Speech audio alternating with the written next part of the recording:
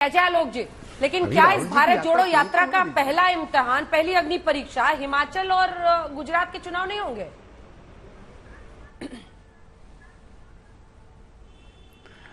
अंजना जी, आचार्य जी ने दोहा सुनाया, थोड़ा मैं भी एक तुलसीदास को दोहा सुना ही देता हूं। तुलसी जौ पे राम सौ, जाहिल सहज स्नेह, मुंड मुड़ायो वादियां, भांड बये तईगे। ये तो सुना होगा ना आचार्य जी ने।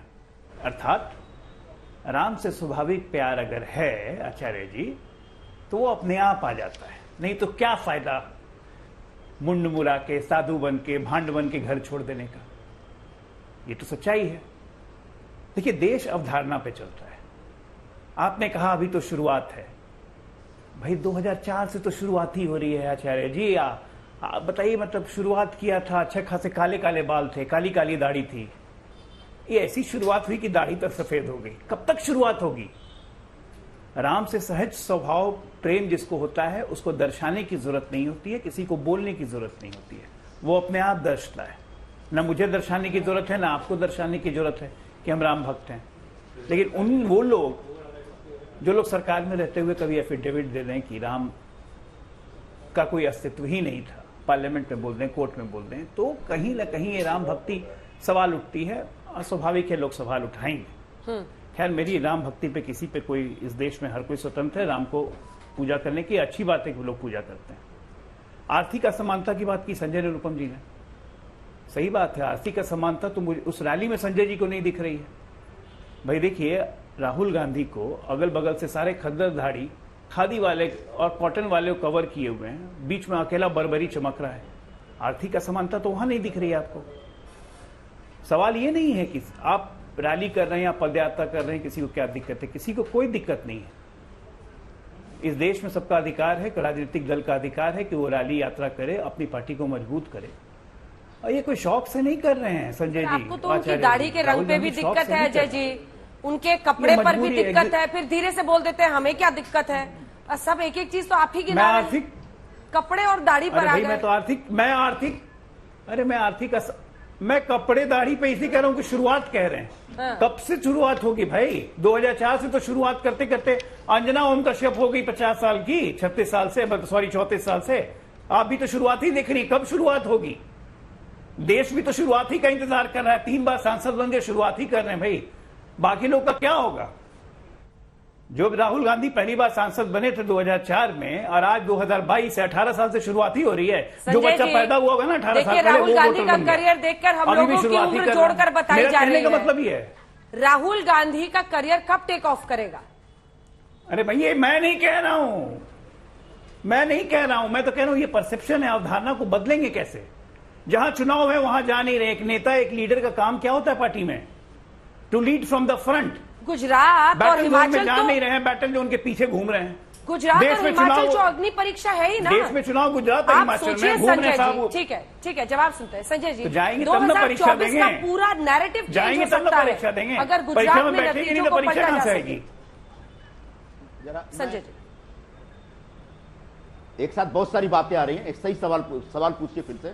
बहुत सारी बातें आ रही थी कान में। ठीक है, मैं कह रही हूँ गुजरात में नतीजे अगर पलट सके राहुल गांधी, तो ये तो 2024 का पूरा नैरेटिव ही बदल जाएगा ना। लेकिन उसके लिए वहां जाना होगा, उसके लिए वहां पर भी तो मेहनत करने की जरूरत है। भारत जोड़ो दक्षिण भारत में सबसे ज्यादा हो रहा है। वहां से आपको लग रहा है कि गुजरात और हिमाचल के अग्नि परीक्षा में वो पास हो जाएंगे?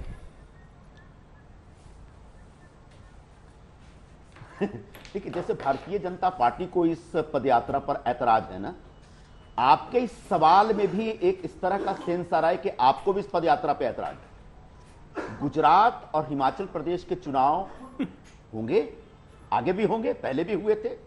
इस देश में हर 3 महीने पे कहीं ना कहीं चुनाव होते रहते हैं। तो 5 महीनों की जो लंबी पदयात्रा है, उस पदयात्रा में कन्याकुमारी से कश्मीर तक जाने वाले जो रूट्स हैं, उन रूट पे चलने के बजाय उस पदयात्रा को छोड़ के इसलिए गुजरात जाया जाए क्योंकि वहां चुनाव है। हो सकता है जा भी सकते हैं, लेकिन आप जो सवाल क्यों नहीं जा रहे हैं राहुल गांधी? जैसे राहुल गांधी के सबसे बड़े वेलविशर आजकल भारतीय जनता पार्टी में और मीडिया में बैठे हुए हैं। इससे ऐसा लगता है आप कि उस बेवजह पूरी से तपस्या ट्विस्ट दे पर, रहे हैं, उस संजय पूरे जी। जनसंवाद के कार्यक्रम पे, संजय उस जी। जन अभियान पर न मैं ट्विस्ट नहीं दे बेवजह रहा ट्विस्ट दे हूं। रहे आप हैं। सबको सवाल पूछा जा रहा है, उनसे भी पूछ रही हूँ, आपसे भी पूछ रहे मैं हैं। बेवजह मीडिया पर भड़क कर अगर आपको जीत मिल जाती है गुजरात हाँ, में, तो हिमाचल में 2024 में, तो बहुत अच्छी बात है, मैं मीडिया लेकिन में- सवाल तो पूछेंगे ना कि गुजरात में चुनाव होने नहीं, वाले हैं मैं- सर। देखिए, मुमकिन है कि ऐसा 8 है। दिसंबर को एक साथ नतीजे दोनों के अनाउंस हो, ऐसा है। गिनती हो, इसलिए पूछा जा रहा है कि क्यों नहीं वहां पर रैली। ऐसा ये आपका विश्लेषण है, आपकी सोच है। हमारी सोच ये है कि इस पदयात्रा के जरिए जन सामान्य के मुद्दों को उठा करके उसको इतना ऊपर लेके जाया जाए कि शायद लोगों की मानसिकता में जो मोदी सरकार ने या भारतीय जनता पार्टी ने जो एक नया किस्म का नैरेटिव बना रखा है, उस नैरेटिव में बदलाव आ सकता है। हाँ। उस नैरेटिव को बदलने के लिए कैसे आर्थिक असमानता के खिलाफ लोगों के बीच एक जागरण पैदा किया जाए, कैसे एक प्रकार के जो अच्छा बेरोजगारी के ऊपर गौरव भाटिया पुत्र के आंकड़े दे रहे थे, इनके एक मंत्री ने लोकसभा में जवाब दिया कि पिछले 8 वर्षों में 22 करोड़ लोगों ने रोजगार के लिए अप्लाई किया हम सरकार में, और सिर्फ 7.5 लाख लोगों को नौकरी दे पाएंगे।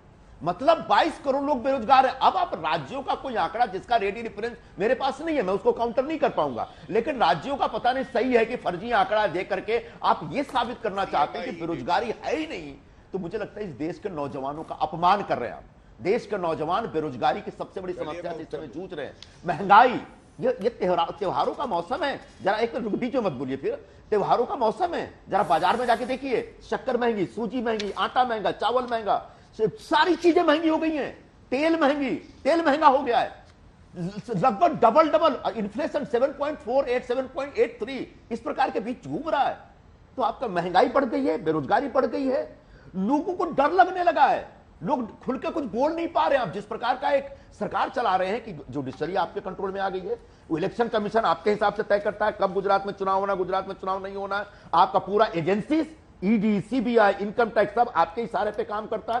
तो पूरा जो सत्ता का केंद्रीकरण, और उस केंद्र के ऊपर मोदी जी बैठ गए। कमाल की बात यह है, मोदी जी को जब ये विष्णु भगवान का अवतार बोलेंगे तो ये भक्त हो गए, और हमारा कोई व्यक्ति, हमारा कोई मंत्री अगर ये कहता है कि इस प्रकार की पदयात्रा राम जी ने भी शुरू की तो हम चाटुकार हो गए। अच्छा, तुम अपने नेता की अगर जय जयकार करोगे तो भक्त हो गए, और हमारे कांग्रेस में अगर हम लोग अपने नेता की जय जयकार करेंगे या उनके बारे में पॉजिटिव बोलेंगे हम चाटुकार हो गए। मैं फिर से एक बार कहूंगा कि भारतीय जनता पार्टी को राहुल गांधी और कांग्रेस के प्रति जो उनका दृष्टिकोण है वो बदलने का वक्त आ गया है। आप अपोजिशन के साथ इस प्रकार का व्यवहार बंद करिए। अपोजिशन जब गंभीर मुद्दों को लेकर के खड़ा है तो उस पर गंभीरता से जवाब देने की आदत डालिए। आप जिस प्रकार से अपने ऑफिशियल हैंडल से राहुल गांधी को बदनाम करने के लिए, उनका मजाक उड़ाने के लिए जो वीडियो बनाते हैं वो सब बंद करिए। लोग इनसे बोर हो गए हैं।